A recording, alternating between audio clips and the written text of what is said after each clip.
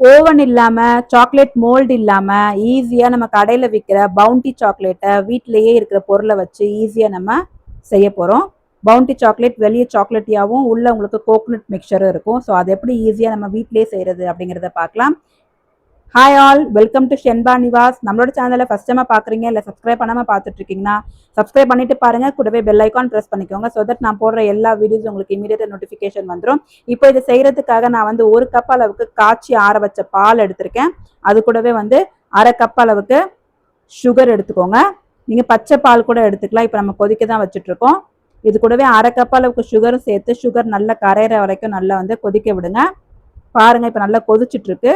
இப்போ பார்த்தீங்கன்னா எந்த கப்பில் நான் வந்து பால் எடுத்தனோ அதே கப் அளவுக்கு டெசிகேட்டட் கோகோனட், அதாவது ட்ரை கோகோனட் பவுடர்னு சொல்லி கடையில் விற்கும். இப்போ நான் வந்து யூஸ் பண்ணியிருக்கிறது நான் வீட்டிலேயே ரெடி பண்ணது. இந்த டெசிகேட்டட் கோகோனட்டை நம்ம வீட்லேயே ஈஸியாக செய்யலாம். தேங்காவை நல்லா துருவிட்டு அதை வந்து நல்லா மாய்ஸ்சர் இல்லாத மாதிரி நல்லா ட்ரையாக வந்து ஒரு பேனில் ஸ்லோ ஃப்ளேமில் ரொம்ப நேரத்துக்கு அப்படியே வறுத்துக்கிட்டே இருந்தீங்க அப்படின்னா அந்த கோகோனட் வந்து நல்லா ட்ரை ஆகிட்டு ஒரு பவுடர் ரேஞ்சுக்கு வந்துடும். நல்லா ஒயிட்டாகவே இருக்கணும். ரொம்ப வந்து கலர் மாறாமல் நல்லா ஒயிட்டாகவே ஸ்லோ ஃப்ளேமில் வறுத்து எடுத்திங்கன்னா உங்களுக்கு டெசிகேட்டட் கோகோனட் ரெடி ஆகிடும்.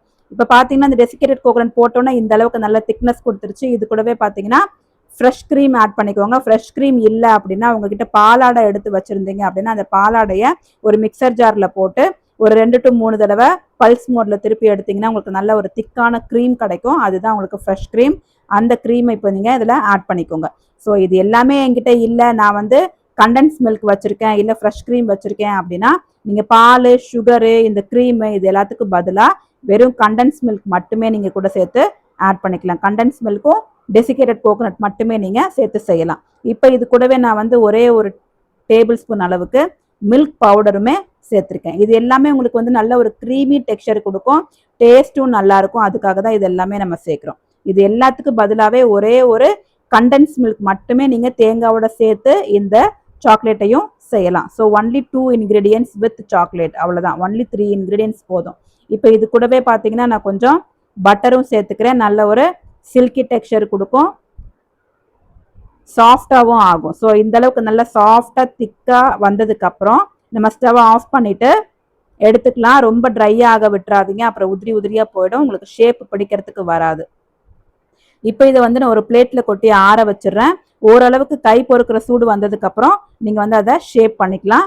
இப்போ வந்து ரொம்ப சூடாக இருக்குது, நான் வந்து கொஞ்சம் ஆற வச்சுக்கிறேன். இதை இந்த மாதிரி பண்ணிவிட்டு இதை வந்து நம்ம எந்த ஷேப்பில் வேணும்லாம் நீங்கள் எந்த ஷேப்பில் உங்களுக்கு சாக்லேட் வேணுமோ அந்த ஷேப்புக்கு நீங்கள் ஹோல்ட் பண்ணி வச்சுக்கலாம். இப்போ இதை வந்து நான் வந்து பவுண்டி சாக்லேட் வந்து ஓவல் ஷேப்பில் இருக்கும். ஸோ நான் அந்த ஷேப்பில் தான் இப்போ நான் செய்ய போகிறேன். ஒவ்வொரு ஸ்பூன் எடுத்து கரெக்டாக நீங்கள் ஷேப் பண்ணீங்க அப்படின்னா எல்லா சாக்லேட்டும் சேம் ஷேப் அண்ட் சைஸ்லேயே உங்களுக்கு கிடைக்கும்.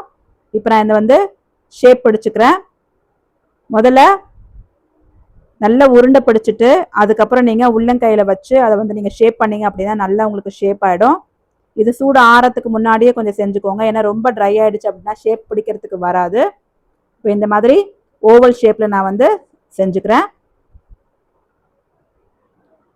இந்த மாதிரி எல்லா கோகோனட் மிக்சரையும் இந்த மாதிரி பிடிச்சி ஷேப் பண்ணி வச்சுட்டு ஒரு பிளேட்டில் நான் எடுத்து வச்சுட்டேன்.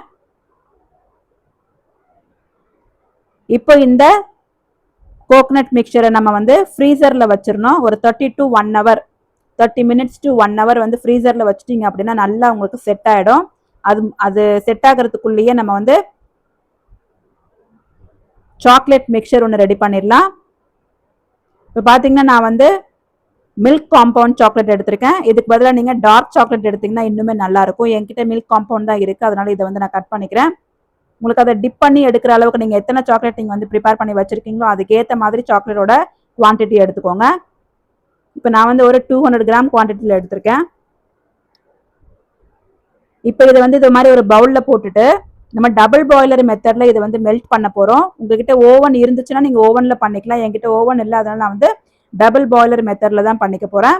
கீழே ஒரு பாத்திரத்தில் தண்ணி வச்சு நல்லா சூடு பண்ணிவிட்டு அது நல்லா சூடானதுக்கப்புறம் இந்த மாதிரி ஒரு பவுலில் சாக்லேட்டை நல்லா துருவி போட்டுட்டு அதுக்கு மேலே வச்சு இந்த மாதிரி கிளறி விட்டுக்கிட்டே இருந்தீங்கன்னா சாக்லேட் நல்லா மெல்ட் ஆக ஸ்டார்ட் ஆகும். பார்த்தீங்கன்னா தெரியும், நல்லா மெல்ட் ஆக ஸ்டார்ட் ஆகிடுச்சு.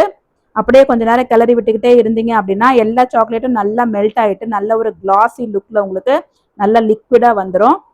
பாருங்க இந்த அளவுக்கு நல்ல லிக்விடா வந்துடும். எல்லா சாக்லேட்டும் நல்லா மெல்ட் ஆயிடுச்சு. இப்போ இதை வந்து நம்ம ஸ்டவ்ல இருந்து எடுத்து ஆற வச்சிடலாம்.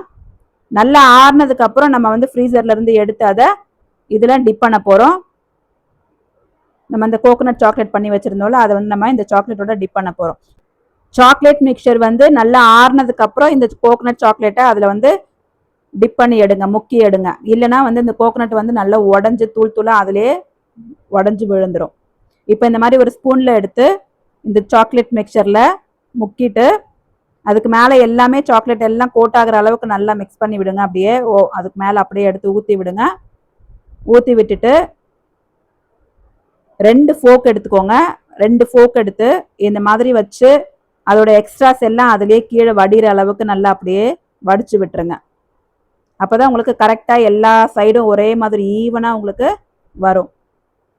இப்போ இந்த மாதிரி வடிச்சு விட்டுட்டு நம்ம ஒரு பிளேட்டில் பார்ச்மெண்ட் பேப்பர் இல்லைன்னா பேக்கிங் பேப்பர்னு சொல்லுவாங்க இல்லையா, பேக்கிங் ஷீட்டு, நம்ம கேக்லாம் செய்கிறதுக்காக நம்ம வந்து ஒரு பட்டர் ஷீட் யூஸ் பண்ணுவோம்ல, அந்த பட்டர் ஷீட்டு நான் போட்டிருக்கேன்.